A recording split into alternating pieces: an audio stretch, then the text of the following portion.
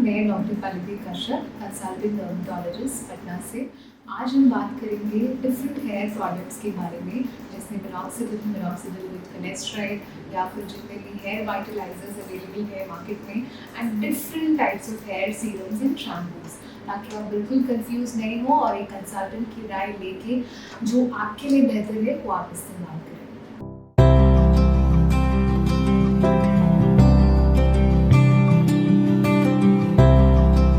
So every day to day OPD patients आके मुझे बहुत सारे क्वेरीज पूछते हैं, so I want to clarify everything. होता क्या है, कुछ लोग बहुत ज़्यादा अपना नेचुरल प्रोडक्ट्स यूज़ करते हैं, जैसे आपका अदरक है, लहसुन है, प्याज का रस है, या फिर कुछ लोग कोकोनट ऑयल में कपूर मिला के लगाते हैं जिससे डैंड्रफ ठीक हो जाना चाहिए, और वेरियस नेचुरल चीज़ें जो इधर उधर सुनते हैं। कुछ लोग कुछ डिफरेंट ब्रांड्स का हेयर सीरम्स लेके आते हैं जो मैंने कभी नहीं सुना है, लेकिन वो चाहते हैं कि दिखाते भी हैं कि ये चीज़ मैं यूज़ कर रहा हूँ और ठीक नहीं हो रहा है, मैं काफ़ी दिन से ट्राई कर रहा हूँ। या फिर कुछ लोग प्रॉपर मिनॉक्सिडिल विद फिनेस्ट्राइड भी यूज़ कर रहे हैं बिना किसी डॉक्टर के कंसल्टेशन के या बिना किसी प्रेस्क्रिप्शन के। So it is quite very confusing for everybody. लेकिन ये सारी चीज़ें अगर आप यूज़ कर रहे हैं तो उसके लिए सबसे ज़्यादा इम्पॉर्टेंट है कि आपको क्या कंडीशन है, आपके लिए क्या वर्कआउट करता है, आपको बेसिकली क्या है स्कैल्प में, किस वजह से आपके बाल झड़ रहे हैं, ये जानना बहुत ज़रूरी है। अगर आप ये चीज़ें मिस आउट करते हैं या सारी चीज़ों को कंफ्यूज करते हैं और चाहते हैं कि हमें रिजल्ट्स मिले, तो ये पॉसिबल नहीं है।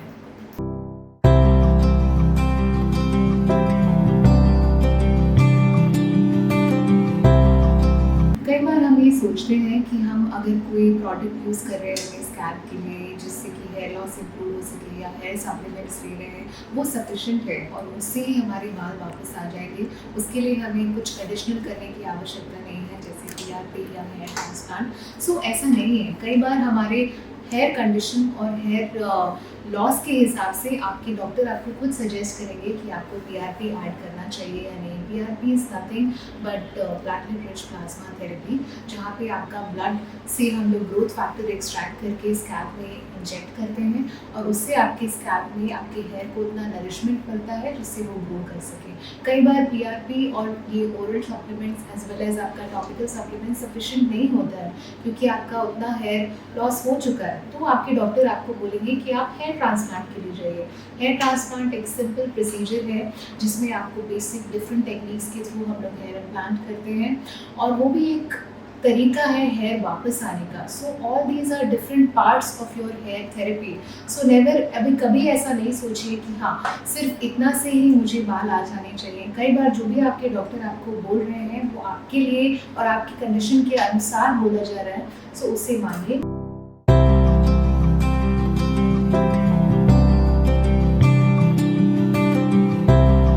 बहुत सारे हेयर सीरम्स अवेलेबल हैं मार्केट में, जिसमें रिडेंसिल होता है या फिर आपका प्रोकैपल होता है या एनिगेन होता है, और वो प्रॉमिस करते हैं कि वो आपका हेयर लॉस इम्प्रूव करेंगे या फिर आपको हेयर डेंसिटी इम्प्रूव करेंगे।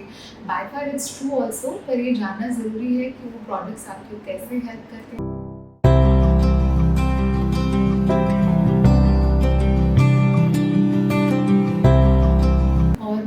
Apple as well as Anagen, सारे कुछ plant based products हैं।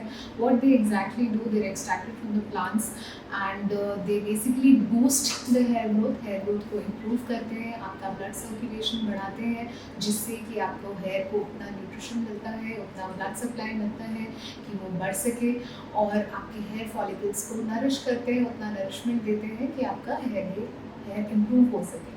देन आपको बेसिकली हेयर सीरम से क्या क्या इम्प्रूवमेंट मिलता है, आपका हेयर जो फ्रिजी है वो फ्रिज फ्री हो जाता है, आपका हेयर ज़्यादा स्ट्रेट दिखता है, आपके हेयर को UV लाइट से या पोल्यूशन से हेयर सीरम प्रोटेक्ट कर सकता है, आपका हेयर डेंसिटी इम्प्रूव करता है, प्लस आपका हेयर का स्ट्रेंथ इम्प्रूव करता है।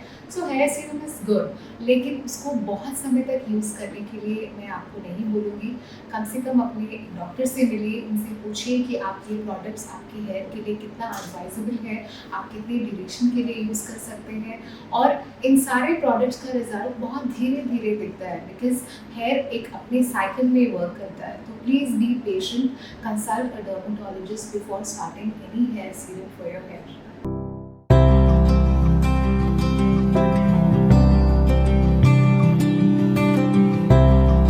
अगर आप सोच रहे हैं कि मुझे मिनॉक्सिडिल अपने हेयर लॉस के लिए यूज़ करना है, so minoxidil comes basically in different strengths, 2%, 5%, 10%। कई बार मिनॉक्सिडिल फिनेस्ट्राइड के साथ भी आता है और फोम फॉर्म में अवेलेबल है, स्प्रे फॉर्म में अवेलेबल है, अल्कोहल बेस में अवेलेबल है। There are different forms of minoxidil available in the market, but as a consultant मैं आपको सजेस्ट करूँगी कि कभी भी मिनॉक्सिडिल आप खुद से इस्तेमाल ना करें। अपने हेयर कंडीशन और हेयर लॉस कंडीशन के हिसाब से ही मिनॉक्सिडिल यूज़ करें।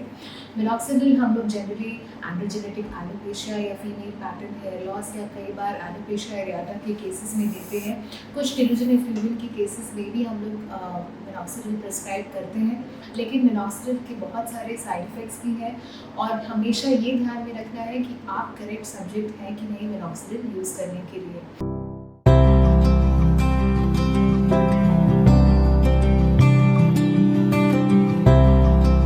So what are the basic side effects of minoxidil? One, since it is an alcohol based product, so sometimes आपको irritation हो सकती है। कुछ लोगों को सूजन के फॉर्म में या सर दर्द होने लगता है, सूजन होने लगती है।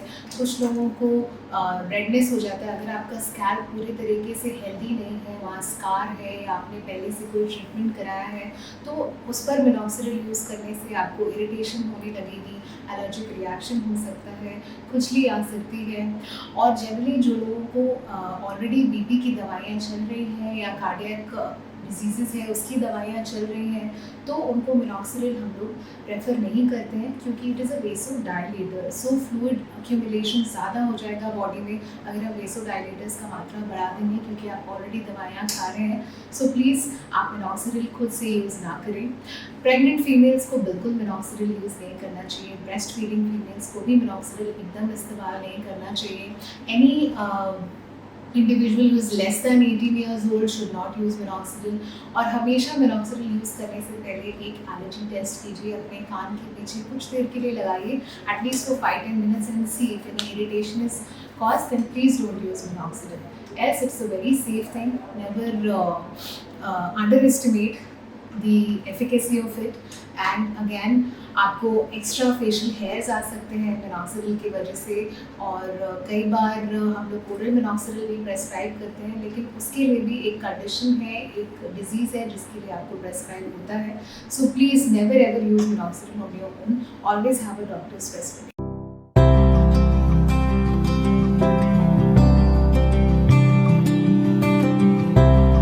हेयर वाइटलाइजर्स अवेलेबल है मार्केट में जो दावा करते हैं कि उनमें केराटिन है, ओमेगा 3 है और बहुत सारा अमाइनो एसिड्स अवेलेबल है। So what is basically keratin? Keratin already protein है जो हमारे बॉडी में प्रेजेंट होता है। There are 54 kinds of keratin available in the body, और केराटिन हमारे हेयर का भी एक पार्ट है, इसीलिए हम उसे सप्लीमेंट कर सकते हैं अगर हमें ऐसा लगता है कि हेयर लॉस हो रहा है। ओमेगा 3 बेसिकली आपको न्यूट्रिएंट्स हैं जो आपको हेयर ग्रो करने में, आपका कोलाजन रीबिल्ड करने में हेल्प करेगा। So omega 3 is a good source of vitamin which can be supplemented अगर आपका हेयर लॉस हो रहा है तो। देन कम्स टू आपका बहुत सारा अमाइनो एसिड्स है। अमाइनो एसिड्स क्या हेल्प करता है? आपका हेयर का कोलाजन हेल्प करता है कि कोलाजन रीजनरेशन हो सके, आपका हेयर का स्ट्रेंथ इम्प्रूव करता है। Then it also prevents your hair from the pollution and sun damage, and then also improves the strength of your hair and definitely hair growth as well. So if you are taking these supplements, it is very good, you can, but again there are few indications जो आपको follow करना है कि किस कौन use कर सकता है। अगर आप ओवर यूज़ कर रहे हैं तो क्या हो सकता है। never ever go for over use of all these products, because then आपको hypervitaminosis हो सकता है, which has another complications also. So please consult your dermatologist that for what duration you have to use it, कितने time के लिए आप कितना ले सकते हैं, कौन ले सकता है, कौन नहीं ले सकता है। So be cautious and be smart, and then only you can use all these products for your hair.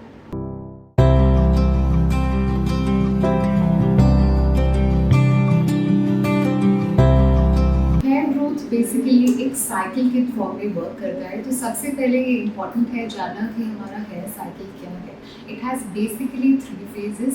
The engine phase which is actually the growing phase, जहाँ पे आपका हेयर ग्रो करता है, न्यूट्रिशन गेन करता है, blood supply gain करता है और ग्रो करता है। देन योर कैप्शन फेज, जहाँ पे completely there is no blood supply to the hair and there is no nutrient supply to the hair and hair becomes dead. Then it comes to the telogen phase, जहाँ पे आपका hair का resting phase होता है, जहाँ पे आपका hair इतना नरिशमेंट नहीं लेता है and it starts falling. So 3 phases में आपका हेयर साइकिल डिवाइडेड है और ये फिगर आउट करना ज़रूरी है कि अभी आपका हेयर किस फेज़ में है और उसको एक फेज़ से दूसरी फेज़ जाने में कितना टाइम लगेगा। Almost a hair cycle completes in a duration of 6 to 7 months। So whenever you face a hair loss, आपको 6 to 7 months स्पेसिफिकली ट्रीटमेंट करना है अपना हेयर लॉस इम्प्रूव करने के लिए। This I am talking about normal hair loss. लेकिन अगर आपका कोई पैथोलॉजी अटैच्ड है, अगर आपको कोई और इम्यूनोमॉड्यूलेटरी डिजीज़ है या इम्यून रिलेटेड डिजीज़ है, तो आपको उसके लिए भी अपना हेयर लॉस हो सकता है, तो वो डिफरेंट हेयर लॉस है। उसके लिए आपको अपने डॉक्टर से मिलना पड़ेगा ये समझने के लिए कि आपको वहाँ कैसे हेयर गेन होगा।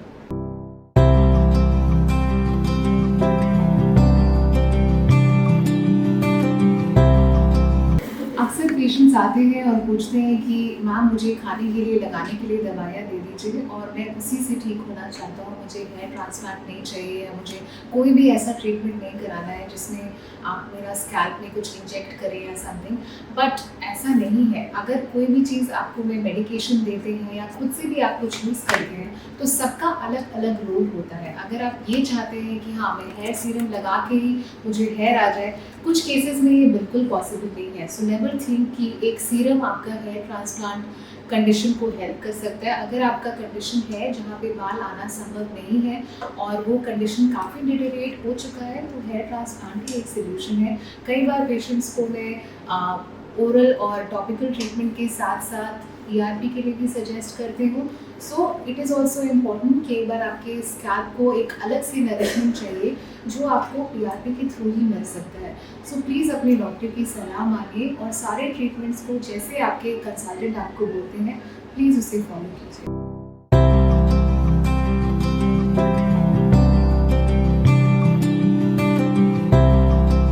कई बार हम ऐसा सोचते हैं कि अगर हम एक डॉक्टर के पास जाएंगे बियर एक सिंपल हेयर लॉस दिखाने के लिए, तो हमें अननेसेसरी एक्सपेंसेस बियर करना पड़ेगा और बहुत टाइम टेकिंग होगा। लेकिन और खुद से कुछ मंगा लेंगे और कुछ भी ऑर्डर कर लेंगे लाइक अ सीरम और मिनॉक्सिडिल और एनी हेयर सप्लीमेंट, तो हमारा हेयर लॉस इम्प्रूव हो जाएगा। लेकिन कई बार ऐसा होता नहीं है। हम 3-4 महीने वो अपने से मंगाया हुआ सीरम या फिर हेयर सप्लीमेंट यूज़ करते हैं और हमारा कंडीशन और डिटोरिएट हो जाता है या और ख़राब हो जाता है। सो ये बेटर रहेगा कि आप प्लीज़ एक कंसल्टेंट से जाके मिलिए। आई कैन अंडरस्टैंड कि वो थोड़ा सा एक्सपेंसिव हो सकता है but it is worth it और आपको बिल्कुल एक डॉक्टर से जाके मिलना चाहिए, बिकॉज ये जानना ज़रूरी है कि आपकी हेयर लॉस के पीछे क्या वजह है और किस वजह से आपको ये प्रॉब्लम हो रही है। So please whenever you face hair loss, जब भी आपको ये प्रॉब्लम हो आप एक डॉक्टर से ज़रूर आके मिलें। For any hair loss related queries और हेयर लॉस से रिलेटेड किसी भी ट्रीटमेंट के लिए आप मुझसे क्लिनिक में आके मिल सकते हैं या आप मेरे लिए ऑनलाइन अपॉइंटमेंट बुक कर सकते हैं मेरी शाला ऐप के थ्रू। Thank you.